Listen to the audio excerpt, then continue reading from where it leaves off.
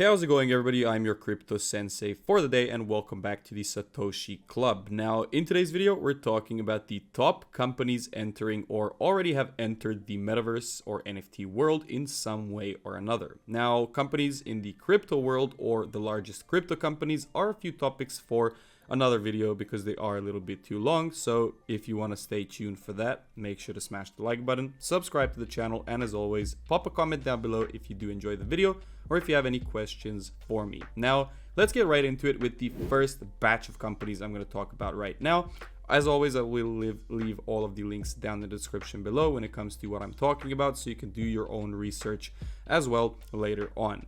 Now, first of all, Google, okay? It's quite obvious, and the CEO of Google said about the metaverse and described it as an evolving computing in an immersive way with augmented reality. So as you'll see with a lot of these quotes right here, everybody has pretty much the similar image when it comes to the metaverse, but a little bit different words. So that's something that you should spot because everybody does see an opportunity in it, and that is why I'm right here talking about it for you. Foxconn is one of the companies that will collaborate with Google to develop software and hardware for AR. So that's a little bit of info that you may want to do your own research on. You can type in Foxconn and see what these guys specialize in and perhaps what collaborations they are having as well, if you want to get some info or glimpse into the market movers of the future, right? This is how you do your own due diligence. Now, Meta, it's quite obvious they changed their name from Facebook to Meta just because of the metaverse. And at the moment with that happen, all of the metaverse coins, tokens, everything going on in the crypto world just completely skyrocketed. For example, if I remember correctly, Decentraland did a 400% increase in the span of a few weeks.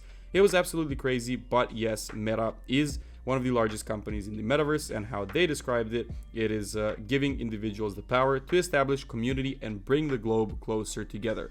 It makes sense, you know. COVID brought a lot of how do you even call it? So like virtual stuff, you know, you got to be sitting at home and working. You got virtual meetings, you got all of this stuff that could be made better in the metaverse. Now, a lot of you, including myself, think that, you know, human touch is something that we should never really play around with, but the way that things go is the ways that things will go, and technology will always prevail in some way or another. So in any case, the metaverse could bring some good things as well as some bad things in the future, and it's just like that, you know. There's going to be good things in sense of efficiency, in sense of, you know, sometimes it's not even bad to work from home, right? Attend a virtual meeting, do all of these things virtually, but also, you know, with a little glimpse of human touch as well, and these real things going on in the realverse. Now, Instagram, Facebook, and Oculus VR are all under the Meta brand, which makes it one of the largest players in the metaverse.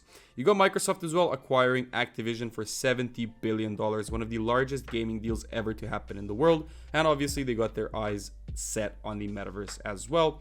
Binance is right there as one of the largest crypto exchanges in the world, saying that you are able to use metaverse tokens to purchase in-world products, services, and more, making it also a very interesting player because it's an exchange that's pretty much not going anywhere at this moment.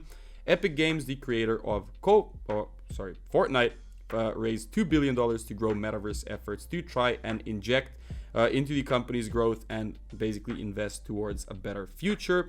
Decentraland, we all know who it is. Sandbox, we all know who they are. They are large companies already with their own metaverses. Now, one little tip that I want to tell you is if you want to build your own virtual space, if you want to build your own metaverse, Decentraland and Sandbox is probably not the way to go, because personally, the whole concept of virtual real estate is a complete fraud. Because, you know, the supply is completely unlimited, right? You can have an unlimited amount of companies out there selling land that you're able to like buy, and then what, the price is just supposed to appreciate. Well, you know, it's not going to appreciate if you have a lot of these people building just different things and just increasing the supply over and over again. However, building your own room in the metaverse could be a good thing. You know, if you're building it in the form of a virtual website, a virtual landing page, something along those lines, it could work out pretty well. And also, the decentralized builder and the game itself is not too good. I don't know if you've tried it, but, you know, I suggest you do, and let me know down in the comments below how you enjoyed the experience. Now, Tencent itself, it's China's metaverse play. It's a huge company over there, and basically it says it will focus on making its games more interactive. So a few focuses that we've seen so far is interactivity, connecting people, VR, augmented reality, and basically all of these things that, you know, just play along with the evolvement of technology over time. We had Web 1, where it was just information. We have Web 2, which was monetizing of information on the internet. And Web 3 is decentralization and VR and AR and all of these things that allow you to get closer to other people without actually doing it in real life. Now, another giant that entered the metaverse is KPMG, one of the big four. Wow, this is so annoying. One of the big four consulting firms stepping into the metaverse by opening its collab hub between the US and Canadian units. They're saying, or the deputy chair and CEO actually said, that the metaverse is a market opportunity, a way to re-engage talent, and a path to connect people across the globe through a new collaborative experience. So that coming from the CEO of one of the largest consulting firms in the world must mean something, right? The metaverse consists of VR, AR, and the internet, which is also what they've said. And, you know, companies such as JP Morgan as well dabbled into the metaverse. Even Nike, Nike sold a lot of NFTs, which I'm going to cover in a minute. But Citigroup also, or Citi Bank, said that the metaverse could represent a revenue opportunity of as much as $13 trillion in the foreseeable future, which is absolutely huge. Now, obviously, this is just a prediction, and bankers are not always right, but it is something that you should keep in mind. 13 trillion market opportunity that could boast as many as 5 billion users by 2030. And this goes along with one of the other predictions that I'm going to talk about in a minute when it comes to the NFT side of things. Now, last year, PWC, or PricewaterhouseCoopers, one of the other big four companies in the world in Hong Kong, said it bought some land, virtual real estate represented as an NFT, which is also a significant indicator that companies are really trying to enter the metaverse on a larger scale. Now, lastly, we have a few NFT pieces of information where companies such as Nike, Gucci, basically fashion companies and clothing and apparel and all of these things, Dolce, Gabbana, Adidas, and Tiffany have made $260 million in sales using NFTs as a vehicle. For example, this NFTiff for Tiffany, when the token actually came out, it let CryptoPunk holders make their own jewelry designs, and the community loved it, right? They loved the hype, they loved everything about it, they loved creating their own jewelry designs, and Tiffany made around $13 million just from these NFT sales. Now, the NFT craze may have died down. The effects of the technology, however, are still there.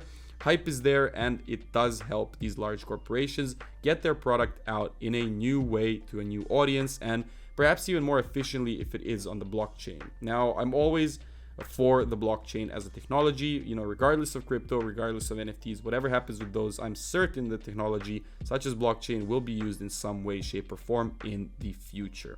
Now, lastly, conventional research says that the global NFT market will be worth about $230 billion by the end of the decade, and the global metaverse, as we saw from Citi's, how do you even say it? Sometimes I forget these words, but it will come to me eventually. They try to predict that the global metaverse market will be $13 trillion. So what I can conclude from this whole story is that regardless of the market moving up, and by the market I mean Bitcoin, regardless of it moving up, moving down, sideways, whatever it does, global crypto adoption, blockchain adoption, NFTs, the metaverse, it will just start to grow, more and more exponentially, because more and more people will find out about this stuff. They will want to head out, Google it, they will want to get some info for themselves, do their own due diligence, and just by doing that, you're increasing information and you're increasing the likelihood that somebody else enters the metaverse themselves.